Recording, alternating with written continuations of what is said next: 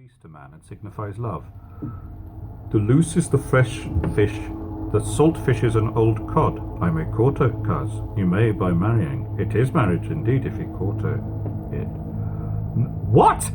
Oh, hi! Hello, friends. You've caught me reading the opening of The Merry Wives of Windsor by William Shakespeare and not understanding what anyone is saying. But don't worry, that's on page 485. It'll be months before we get to that, because what I'm about to embark on is a reading of the complete plays of William Shakespeare. Which volume to use, though? I've got two volumes in the flat.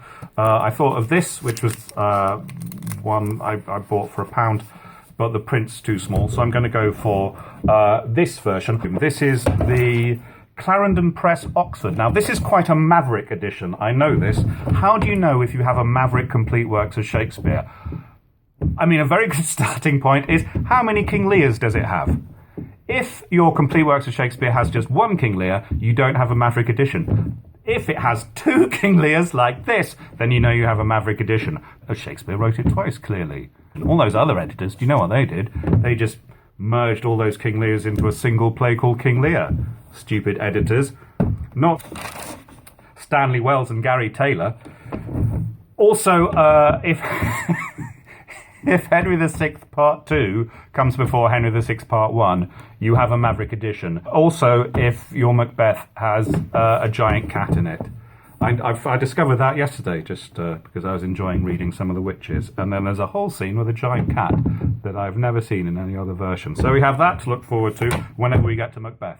I wasn't always going to do this in chronological order when I thought of what to read next. Well, I didn't think of Shakespeare originally. I thought something I hadn't read before, maybe Cyrano de Bergerac, not the play, the author's account of a trip to the moon, which I haven't read and I'm interested to read, but the translation's probably not out of copyright.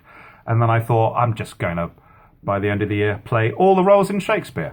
Because, no one can stop me and there are no stages. I'll open with a play that's quite popular that I haven't done before, but that has quite a simple story because it's just going to be me reading the play aloud. So I thought I'd do Julius Caesar. And then I just started reading The Two Gentlemen of Verona, which is meant to be the first play Shakespeare wrote. And I was reading it and enjoying it. And it was spring. And I thought, actually, yes, it would be quite nice to have a seasonal thing going on. You start with the early plays of Shakespeare in the spring, and then by the autumn you get to Antony and Cleopatra, and then The Tempest in time for Christmas. And also, if this has any sort of scholastic value at all, doing them in the order Shakespeare wrote them will be more interesting. So that's what I'm going to do. Tomorrow I'm going to start with Act 1 of The Two Gentlemen of Verona. I'm not going to be doing different hats or anything like that. I'm not going to be editing it together. I'm just going to be reading the plays aloud an act a day. I will sometimes maybe make use of this sound machine. This is a Halloween sound machine. I'll be doing some voices because that's part of the fun. But also, Shakespeare was good at writing dialogue. The people have different voices anyway. Well, let's see. We're all here learning together. If you decide to join me, I hope you do. But also, oh my God, I don't blame you if you don't. This is over 100 years before Daniel Defoe was writing. I won't always know what I'm saying. But I hope you're all doing tremendously. Thank you very much for watching.